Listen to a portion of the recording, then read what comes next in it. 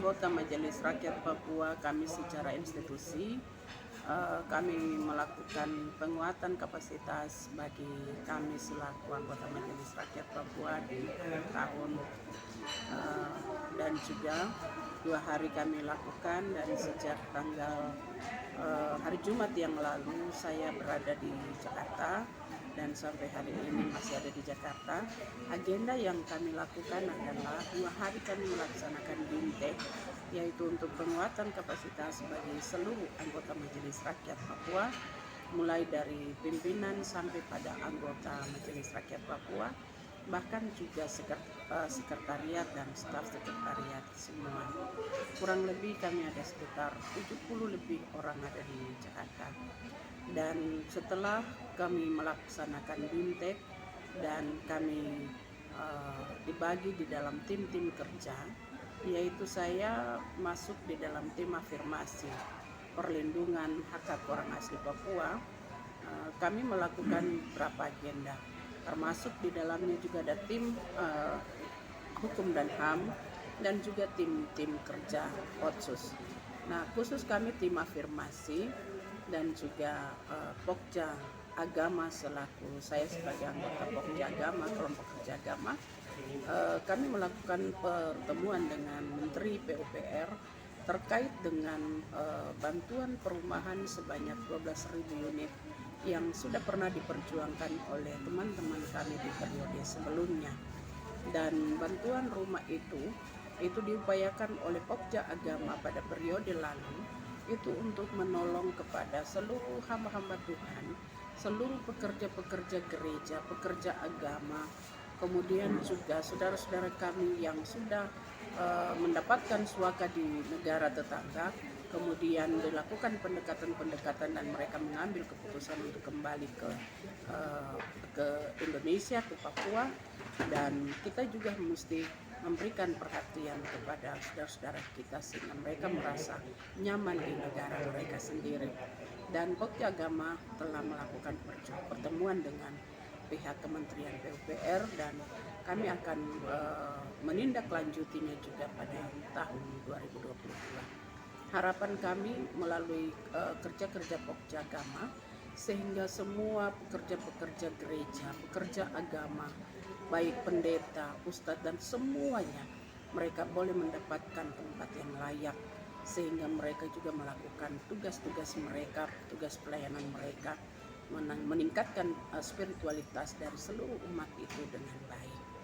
Dan juga saudara-saudara kita yang tadinya sudah mengambil keputusan meninggalkan negara tercinta kita yaitu negara Indonesia, kemudian mereka lari dan dilakukannya pendekatan secara sosial budaya, maka mereka mengambil keputusan untuk kembali. Nah, itu pekerjaan yang telah kami lakukan melalui kelompok kerja agama. Dan saya selaku anggota tim afirmasi, kami juga melakukan beberapa agenda kerja dari tim afirmasi, yaitu pertama kami berkunjung ketemu dengan Dirjen Otda dan kami sudah menyampaikan tentang bagaimana kami mendapatkan afirmasi terhadap adik-adik kami atau generasi muda yang memiliki keinginan dan kerinduan untuk masuk lewat IPDN dan juga ke 9 sekolah kedinasan. Dan puji Tuhan kami juga diterima dan tindak lanjutnya juga kami terus akan lakukan pada tahun 2022. Dan kunjungan kami yang kedua selama di Jakarta adalah ke Kementerian Pendayagunaan Aparatur Negara, ke Menpan, dan kami telah berjumpa dengan deputi yang menangani tentang SDM. Kami telah menyampaikan banyak hal yang kami diskusikan dan tujuan kami ke Menpan adalah terkait dengan persoalan 20.000 honorer yang sampai hari ini nasib mereka juga belum ada kepastian. Dan puji Tuhan kami juga sudah berkoordinasi dan kembalinya kami ke daerah, maka kami akan berkoordinasi dengan pihak pemerintah daerah, baik Sekda maupun DPR dan juga MRP, di mana kami duduk sebagai 3 institusi negara yang ada di daerah untuk bisa berkolaborasi untuk menolong semua orang asli Papua di tanah Papua, bahkan juga untuk semua warga negara Indonesia yang ada di tanah Papua. Agenda terakhir kemarin kami lakukan adalah pertemuan dengan Mabes Polri terkait dengan penerimaan Bintara Noken yang luar biasa. Kami memberi apresiasi kepada institusi Polri dalam kebijakan-kebijakannya yang nyata melakukan afirmasi terhadap generasi muda anak asli Papua dan telah merekrut kurang lebih 2.000 sejak tahun 2021, dan hari ini mereka telah akan menyelesaikan pendidikan mereka di beberapa wilayah yang tersebar di seluruh tanah air kita.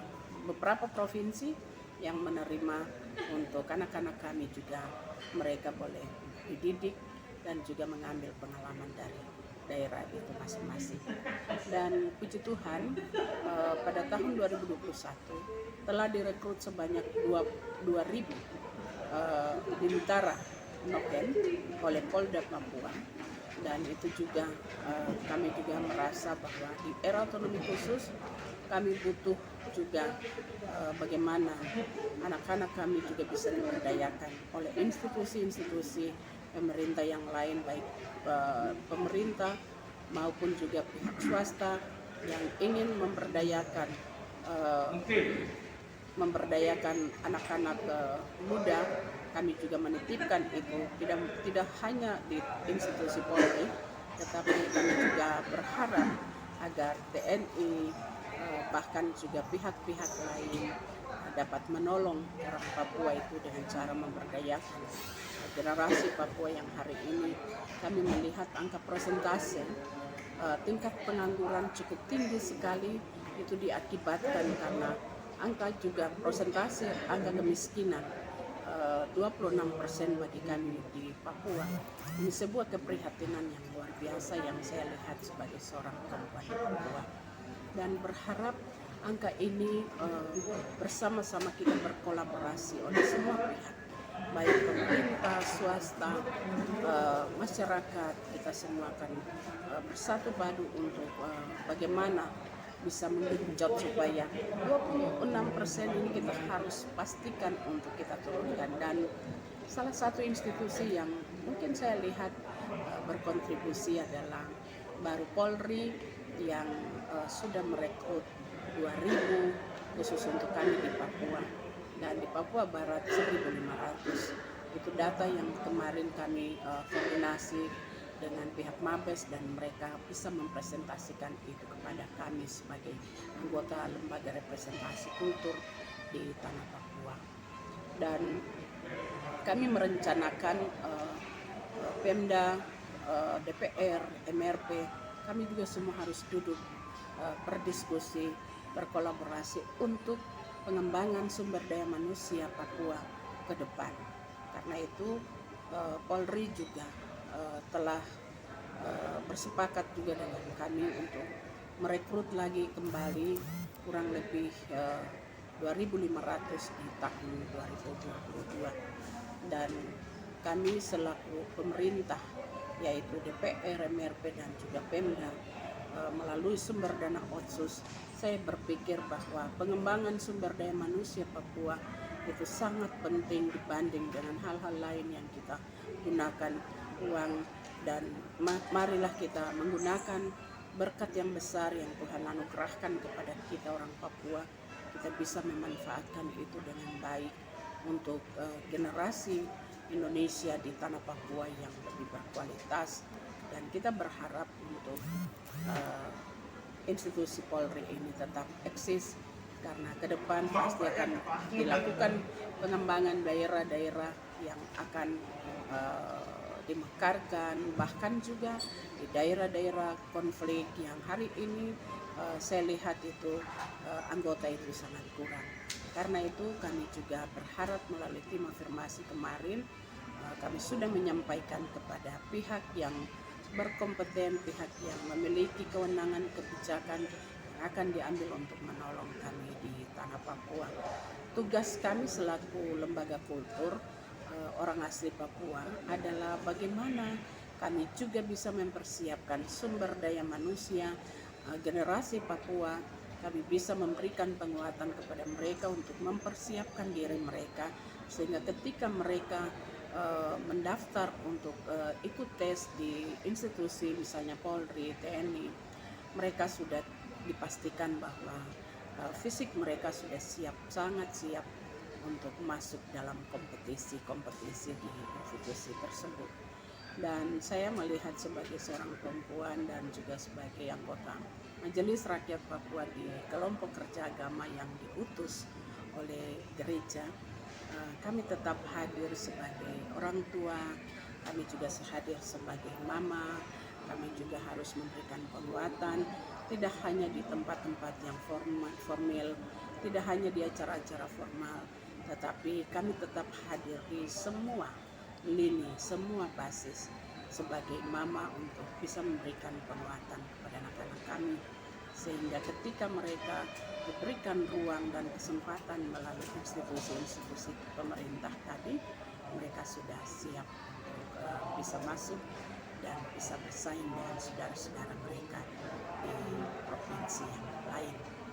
Dan hal lain yang kemarin kami bicara dengan Mabes Polri adalah terkait dengan Kamtibmas yang hari ini kita boleh lihat bahwa Papua sudah ditetapkan oleh pemerintah sebagai daerah konflik. Dan saya sendiri sebagai seorang perempuan sangat tidak setuju, karena tidak semua daerah itu bisa ditetapkan sebagai daerah konflik, dan saya berharap untuk tidak digeneralisir, tetapi ada daerah-daerah tertentu yang sampai hari ini kita bisa melihat realita di lapangan bahwa memang masih ada gerakan-gerakan protes, baik protes terhadap negara, protes terhadap pemerintah, baik pemerintah di daerah tersebut, pemerintah provinsi, tetapi juga saudara-saudara kita yaitu TNI Polri. Nah, ini menjadi catatan buat kita semua. Kita tidak boleh lengah, kita tetap membangun koordinasi. Mereka yang bergerak, yang berseberangan dengan kita juga, kita tetap akan melakukan pendekatan. Kira-kira mengapa masih ada orang Papua yang bikin gerakan seperti itu? Nah, saya berpikir bahwa kita juga hadir. Saya setuju pendekatan-pendekatan yang dilakukan oleh kita sekalian adalah pendekatan humanis. Kita tetap mengutamakan dengan memprioritaskan secara manusiawi, dan juga kita juga harus berani untuk turun ke daerah-daerah yang masih berkonflik untuk melakukan sentuhan-sentuhan kasih kepada saudara-saudara kita, karena saya melihat dari kacamata saya sebagai seorang perempuan Papua, sebagai seorang tokoh, dan saya sendiri juga turun ke daerah konflik, salah satunya adalah ke Yahukimo, di mana peristiwa tanggal 3 Oktober itu betul-betul meninggalkan luka yang sangat dalam diri umat kami di Kabupaten Yahukimo. Terutama saya melihat untuk perempuan dan anak. Karena itu saya bersama-sama dengan pihak Satgas Binmas Noken, saya dimintai untuk hadir sebagai mama bagi mereka, dan selaku anggota Majelis Rakyat Papua di Pokja Agama, dan juga selaku Ketua Persatuan Wanita Kristen Provinsi Papua, betul-betul saya tidak merasa takut untuk hadir ke sana, karena niat hati saya itu sangat suci untuk bagaimana saya juga turun langsung melihat, menyentuh mereka, melayani mereka, mengajar mereka, menguatkan mereka. Dan pada akhirnya juga saya melihat bahwa memang hari-hari ini umat kita, terutama masyarakat kami di Papua, terutama di daerah-daerah konflik yang ada yang masih mengungsi di tempat mereka sendiri, ada yang sudah dievakuasi ke daerah lain, misalnya ke Jayapura dan lain-lain.